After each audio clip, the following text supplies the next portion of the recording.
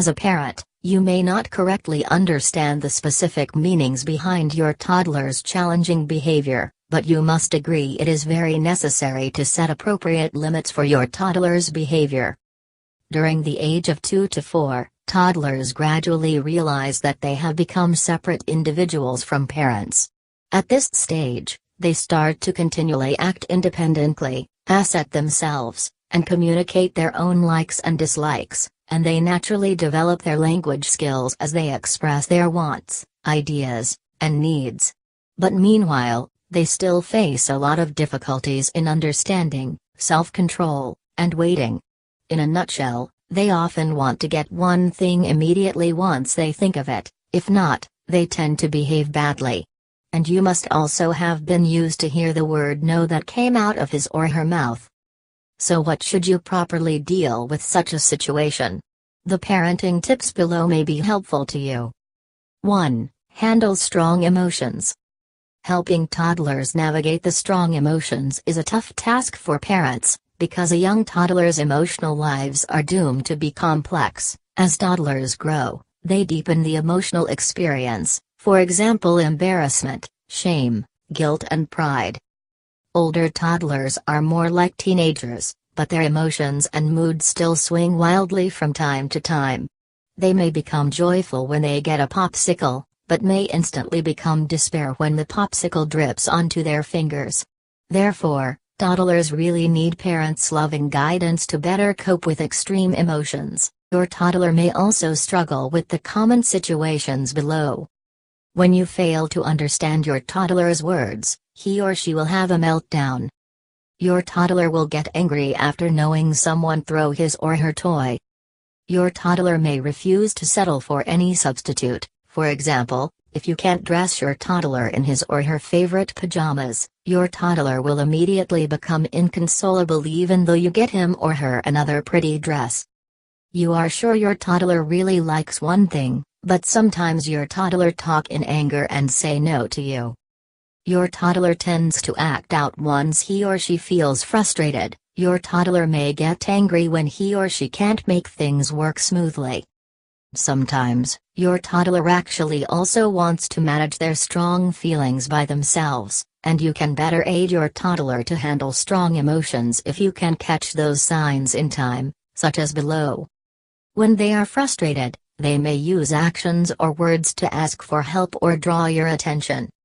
When toddlers are frightened or frustrated, they may talk to themselves in a reassuring tone. For example, after you drop your toddler off at childcare, your toddler may say to himself or herself, "Daddy will soon come back." As another example, after a toddler's block tower collapses, the toddler may say to himself or herself, "I could build it again."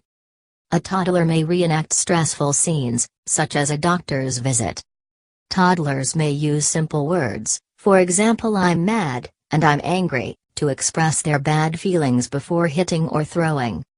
Toddlers may tell parents that they feel bad about violating rules. For example, toddlers may say no to themselves because they did something off limits, for example walking behind swings, and forgetting to close the fridge. 2. Practice self-control.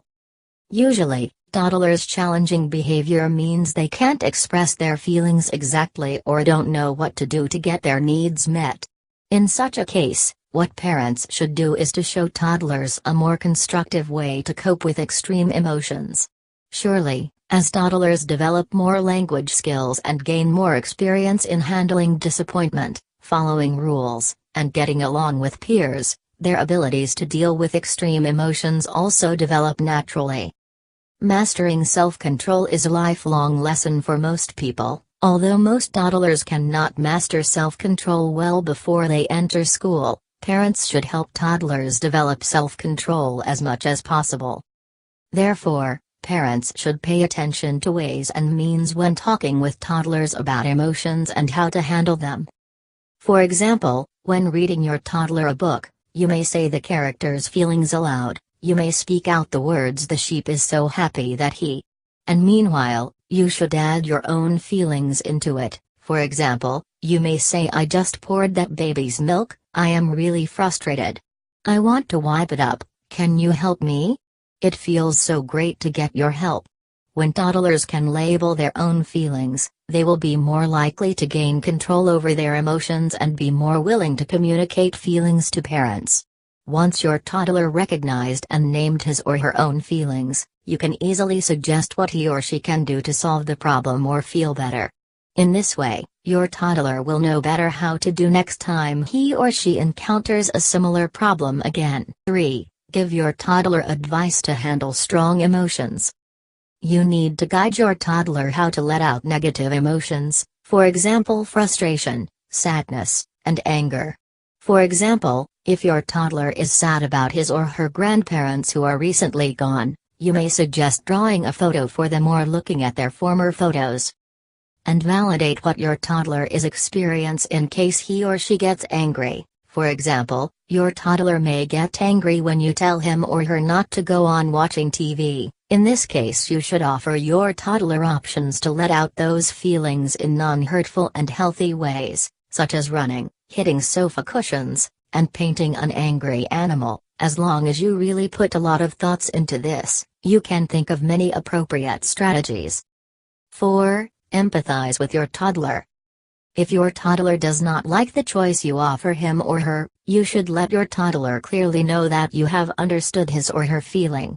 For example, when you have to visit a friend's house with your child, but soon you find that he or she just wants to stay at home, in this case, you may tell him or her, "I know you just want to stay with me at home, you miss me during the day, but I miss you too. Staying at home is not good now, because Daddy and Mommy have to go out today, but if you follow us, we will go on to play the game we started and have a sweet dinner when we come back. Do you want it?" 5. Give your toddler a visual aid for maintaining his or her patience. If your toddler has to wait till his or her oatmeal cools down, you may show your toddler the rising steam from the bowl. To see whether the oatmeal gets cold enough, tell him or her to test it on a small spoon after the steam goes away. If you want your toddler to keep brushing teeth for over 2 minutes, you may set an egg timer for 2 minutes so that he or she can easily watch the countdown. If you need 5 minutes to hang your clothes on, you may also let your toddler keep track of your time with a funny timer.